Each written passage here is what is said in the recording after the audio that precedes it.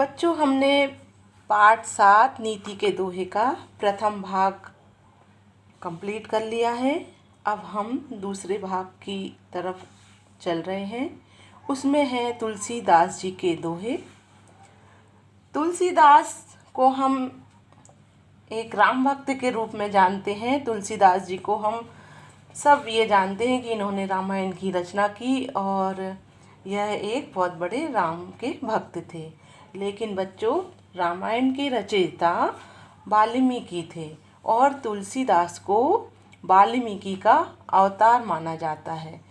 रामायण की रचना वाल्मीकि ने कई हजार साल पहले, जब राम ने जन्म नहीं लिया था, उसके पहले ही कर दी थी। लेकिन वह कौन सी भाषा में की थी? उसकी रचना संस्कृत भाषा में की थी। संस्कृत उस समय वेदों की भाषा थी, शास्त्रों की भाषा थी। सारे वेद पुराण संस्कृत में ही लिखे जाते थे। तो वाल्मीकि जी ने भी अपनी जो रामायण की रचना की वह संस्कृत में की थी। अब जब तुलसीदास जी हुए तब उन्होंने देखा कि इतना अच्छा ग्रंथ फिर भी लोगों की पहुंच से दूर था। लोगों की पहुंच से क्यों दूर था? क्योंकि उस समय जो पंडित लोग हैं और जो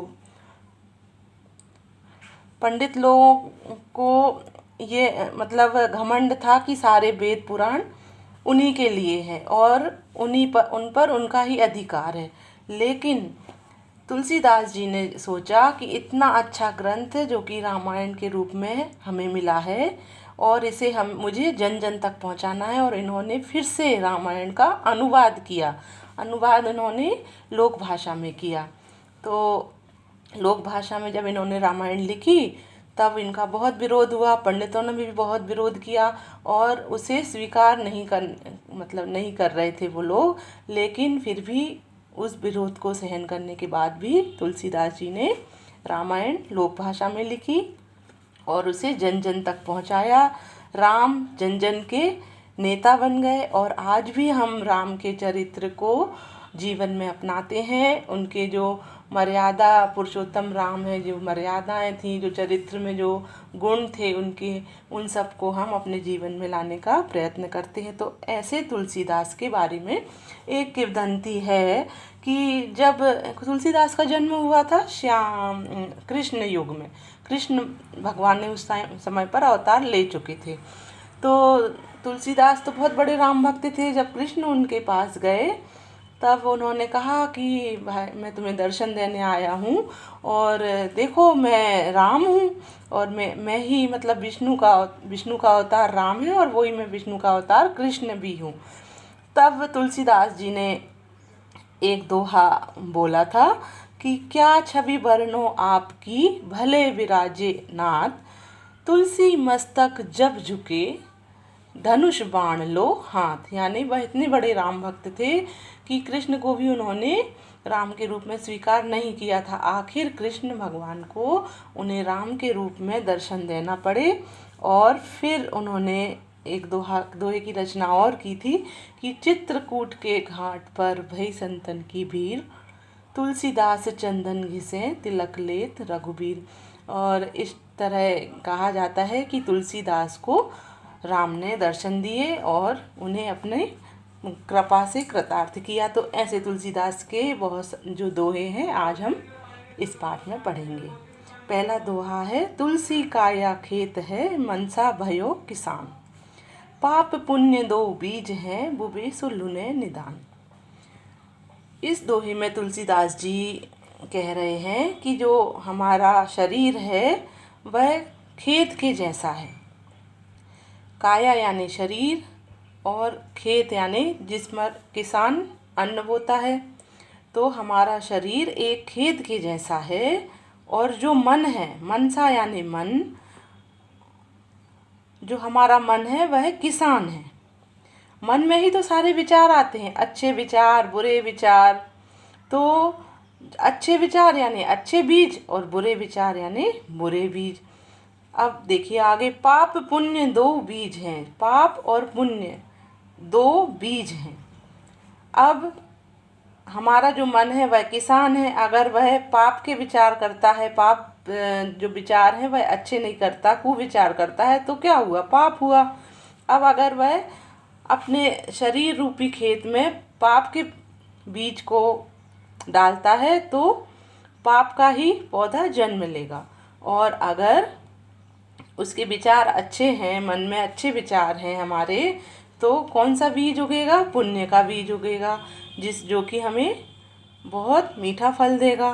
तो तुलसीदास जी कह रहे हैं कि तुलसीदास जी कह रहे हैं कि हमारा जो शरीर है वह खेत के समान है और जो मन है वह किसान है, और पाप और पुण्य दो बीज हैं, जो जैसा हम बोएंगे वैसा ही हमें काटना पड़ेगा। यानी हम अच्छा सोचेंगे, अच्छे विचार रखेंगे सबके प्रति, तो हमें भी अच्छा ही मिलेगा। और अगर हम बुरी भावनाएं अगर अपने मन में लाते हैं तो हमें भी बुरा फल ही मिलेगा। अब दूसरा दोहा है तुलसीदास जी का कि मिथ्या माहुर सज्जनहि खलहि गरल सम साच, तुलसी छुअत पराई ज्यों पारद पावक आँच। मिथ्या माहुर सज्जन ही, मिथ्या यानी झूठ या गलत, सज्जन ही यानी सज्जन व्यक्ति। तो जो सज्जन व्यक्ति हैं उनको जो झूठ है वह सुहाता नहीं है। और खलही यानी दुर्जन व्यक्ति, बुरा व्यक्ति। गरल यानी होता है विष, और साँच होता है सच्चाई। साँच यानी होती है सच्चाई। सम यानी समान। मिथ्या माहुर सज्जन ही, तो गलत, सज्जन को अच्छा नहीं लगता, सज्जन के ऊपर अच्छा नहीं लगता झूठ। और जो दुर्जन व्यक्ति हैं उनके लिए जो सच्चाई है वह कैसी है? विष के समान होती है। और तुलसी छुअत पराई ज्यों पारद पावक आँच। इस प्रकार तुलसीदास जी कहते हैं जिस प्रकार जो पारा रहता है वह आँच के सामने जाकर पिघल जाता है, इसी प्रकार जो झूठ है वह सज्जन व्यक्ति के सामने न ज़्यादा देर नहीं चलता है, और जो सच्चाई है वह दुर्जन व्यक्ति के सामने विष के समान हो जाती है। दुर्जन व्यक्ति को, बुरे व्यक्तियों को सच्चाई विष के समान हो जाती है, और जो सज्जन व्यक्ति हैं उनके लिए गलत विष के समान हो जाता है। जिस प्रकार की पारद आँच पाकर पिघल जाता है, इसी प्रकार झूठ और सच अपने आप सामने आ जाते हैं। जड़ चेतन गुण दोषमय विश्व कीन करतार, संत हंस गुण गहहि पय परिहारी बारी विकार। तुलसीदास जी कहते हैं, उन्होंने इसमें विश्व को देखने का नज़रिया बताया है कि किस प्रकार का यह विश्व है। इस विश्व में दो प्रकार के गुण और दोष पाए जाते हैं।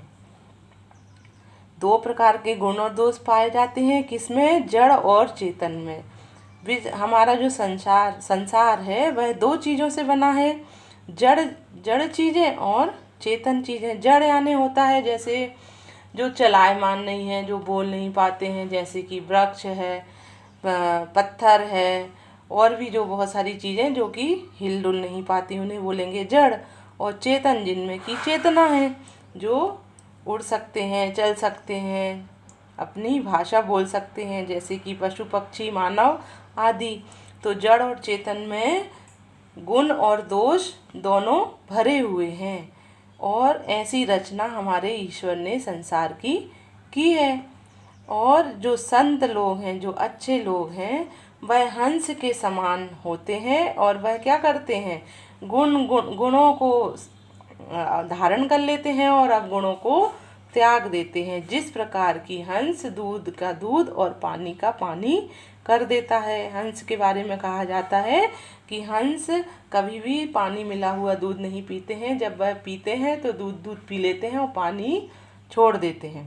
तो इसी प्रकार संत हैं कि जो गुण तो अपने में धारण कर लेते हैं और दोष छोड़ देते हैं।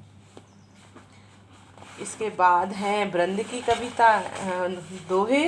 ब्रंद और घाघ और भंडारी, इन दोनों की कहावतें और बची हुई हैं। ब्रंद की पहली कहावत है, विद्या धन उद्यम बिना कहो जु पावे कौन, बिना डुलाए ना मिले ज्यों पंखा की पौन। विद्या धन उद्यम, उद्यम यानी होता है परिश्रम। तो विद्या धन जो है बिना परिश्रम के नहीं पाया जा सकता है, किसी ने भी नहीं पाया। कहो जो पावे पावे कौन, यानी किसी ने भी इसे बिना परिश्रम के नहीं पाया है। हमारे मतलब संसार भर में ऐसे बहुत सारे लोग हुए हैं जो कि महान थे, लेकिन उन्होंने भी जो विद्या है वह बिना परिश्रम के नहीं पाई है। राम है, कृष्ण है, वो तो भगवान थे, लेकिन फिर भी उन्होंने विद्या के लिए उन्हें अपना घर परिवार छोड़ना पड़ा, गुरु के आश्रम में रहना पड़ा और गुरु की सेवा भी करना पड़ी। तो बिना परिश्रम के विद्या का धन प्राप्त नहीं हो सकता किसी को भी। जिस प्रकार की बिना डुलाए, बिना हिलाए डुलाए पंखे की हवा नहीं मिल सकती है। अगर हमें गर्मी लगेगी तो पंखे को हिलाना डुलाना ज़रूरी है, तभी पंखे की हवा लगेगी। पुराने ज़माने में पंखे कैसे रहते थे, हाथ से जलने वाले होते थे, तो उसको हिलाते रहना पड़ता था, तभी हवा लगती थी। अभी भी बिजली चली जाए तो हम कभी हवा, गर्मी लग रही है तो किसी चीज़ से जब हवा करते हैं तो उसको हिलाना पड़ता है, यानी परिश्रम करना पड़ता है, तभी हमें हवा मिलती है। करत करत अभ्यास के जड़मति होत सुजान, रसरी आवत जात ते सिल पर परत निशान। तो कवि ब्रंद कह रहे हैं कि अभ्यास करने से, बार बार अभ्यास करने से जो मूर्ख व्यक्ति है वह भी विद्वान बन सकता है। जिस प्रकार की रस्सी के आने जाने से सिल यानी पत्थर, पत्थर पर निशान पड़ जाते हैं। आपने कभी कुएं के पास कभी गए हों तो आपने ध्यान दिया होगा कि कुएं के आसपास ऐसे पत्थर लगे रहते हैं मोटे मोटे, और जब हम पानी कुएं में से निकालते हैं तो रस्सी में बर्तन बांध कर उस रस्सी को कुएं में फेंकते हैं, और जब वह पूरा भर जाता है तब हम उसी रस्सी को ऊपर खींच कर लेके आते हैं, वो पत्थर के उस पे आधार पर। तो धीरे धीरे जब बार बार वह रस्सी नीचे जाती है और हम उसको खींचते हैं, कई साल हो जाते हैं ऐसा होते होते, तो वो पत्थर जो रहता है उस पर भी रस्सी का कटाव हो जाता है, कट जाते हैं वो पत्थर जहाँ से रस्सी बार बार जाती है। तो कवि ब्रंद कह रहे हैं कि इसी प्रकार जब पत्थर पर इतनी कमज़ोर सी रस्सी, जो रस्सी कितनी कमज़ोर रहती है, नाजुक रहती है पत्थर के आगे, और वह रस्सी पत्थर पर भी निशान पाड़ देती है, इसी प्रकार अभ्यास करने से मूर्ख व्यक्ति भी विद्वान बन सकता है। अभ्यास बहुत ज़रूरी है। अभ्यास की महत्ता को उन्होंने इस दोहे में बताया है। कोई भी कार्य बिना अभ्यास के पूर्ण नहीं होता है। सरल से सरल कार्य और कठिन से जो कठिन लग रहे हैं जो कार्य, वह भी अभ्यास करने से सरल हो जाते हैं। घर में कोई कार्य जब हम पहली बार करते हैं तब हमें वह कठिन लगता है, और फिर बार बार धीरे धीरे जब हम रोज़ उसको करते हैं तब वह हमें सरल हो जाता है। जब पहली बार आप कलम पकड़ते हैं तब शब्द लिखना कितना कठिन होता है, और धीरे धीरे फिर छोटा बच्चा भी ABC ब स सब लिख लेता है। तो इसी प्रकार अभ्यास बहुत ज़रूरी है हर कार्य के लिए।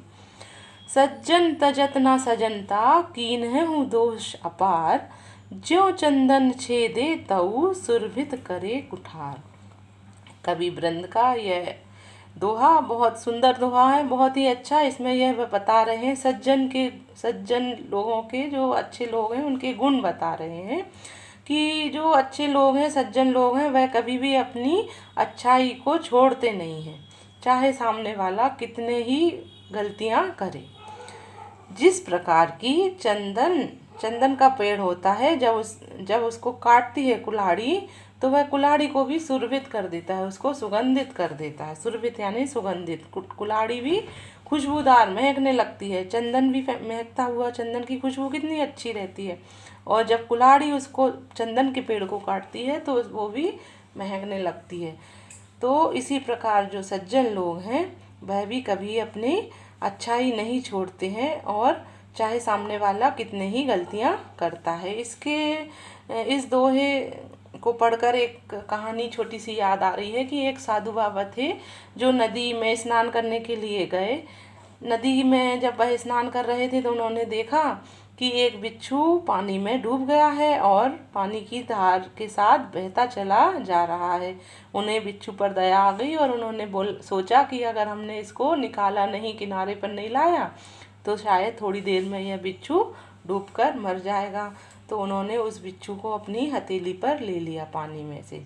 अब बिच्छू कैसा होता है, बिच्छू तो डंक मारता है, विषैला होता है। बिच्छू ने अपना कार्य करना शुरू कर दिया। उसने जैसे ही साधु ने हथेली पर लिया और उसने बहुत ज़ोर से डंक मारा।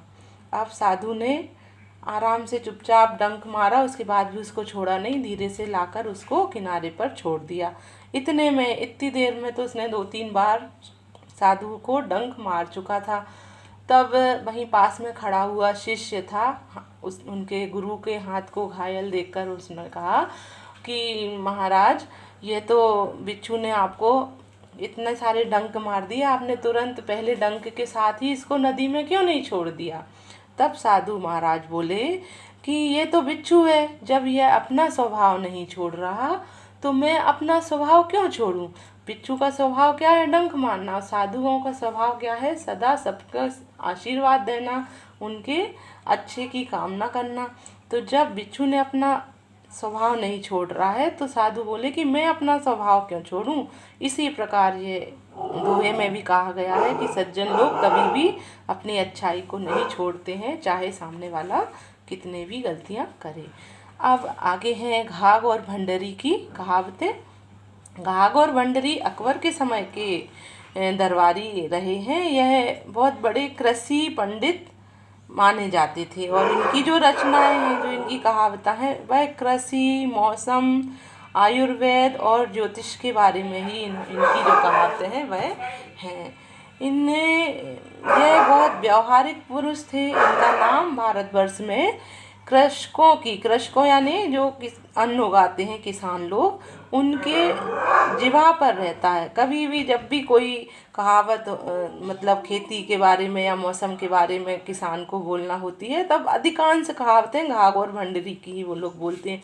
और जो कहावतें वो बना के गए हैं वह अभी भी मौसम और कृषि के बारे में बहुत सटीक जानकारी देती हैं और हमारा पथ प्रदर्शन भी अभी तक वह करती हैं। तो इसी प्रकार की कहावतों में ये कुछ कहावतें यहाँ पर दी हुई हैं, जिन्हें कि हम पढ़ेंगे कि कल से पानी गर्म हो, चिड़िया नावे दूर, अंडा ले चींटी चले तो बरखा भरपूर। कल से का पानी गर्म हो, कल से का पानी गर्म हो यानी ऐसा नहीं कि आप चूल्हे पर रख दें और कल से का पानी गर्म हो गया, नहीं। जब हम किसी खुली जगह पर बर्तन में पानी भर के रख दें, ताज़ा पानी, और वह धूप से गर्म हो जाए, तो ऐसा कलसे का पानी। और उस टाइम पे जब कलसे का पानी गर्म हो और चिड़िया धूल में नहाए और चींटी अंडा लेकर चलती हुई दिखे। कभी कभी हमने देखा है ना कि चींटियाँ बड़ी लाइन से अंडे लेकर सफ़ेद सफ़ेद अंडे मुंह में दबाए चले जा रही होती हैं। तो ये तीनों चीज़ें जब इकट्ठी हम देखें, कलसे का पानी गर्म हो रहा हो, बहुत चिड़िया धूल में नहा रही हो और चींटियाँ अंडा लेकर जाती हुई दिखें, तो हमें समझ जाना चाहिए कि बहुत बरखा इस बार बहुत अच्छी होने वाली है।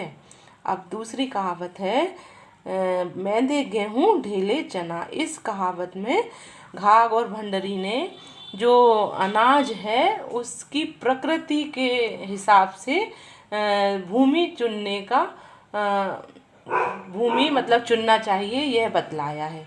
जैसे कोई भी अनाज उसके हिसाब से जब मिट्टी मिलती है उसे, तभी वह अच्छे से अंकुरित होता है और हमें अच्छा फल देता है। अगर हम उस अनाज के बीज को गलत उसके मतलब दूसरी विपरीत प्रकृति की भूमि में अगर बो देंगे तो वह वहाँ पर उतना अच्छा विकसित नहीं होगा। तो इसीलिए घाघ और भंडारी ने कहा है कि मैंदे गेहूँ, मतलब गेहूँ की जहाँ पर खेती करना है वहाँ की ज़मीन कैसे होना चाहिए, मिट्टी कैसे होना चाहिए, पतली और बारीक मैदे जैसी होना चाहिए। अगर कहीं ऐसी मिट्टी वहाँ है तो वहाँ पर गेहूँ की पैदावार बहुत अच्छी होगी। और ढेले चना, ढेले यानी ढेलेदार मिट्टी, आपने कभी कभी खेतों में देखी होंगी बड़े बड़े ढेले वाली मिट्टियाँ, और कंकरीली पथरीली मिट्टी रहती है बहुत रवीली टाइप की, तो उस मिट्टी में चने की फसल बहुत अच्छी होती है। यह घाघ और भंडरी ने हमें बताया कहावत के माध्यम से, और यह कहावतें आज भी हमें जब हम किसान लोग अपनाते हैं तो उन्हें बहुत अच्छा फल उनसे मिलता है, और आज भी वह यह कहावतें उनका मार्ग प्रशस्त करती हैं। तो आज ये पाठ नीति के दोहे खत्म हो रहा है। अगर आपको पाठ अच्छे से समझ में आया हो तो वीडियो को लाइक और सब्सक्राइब करना ना भूलें। धन्यवाद।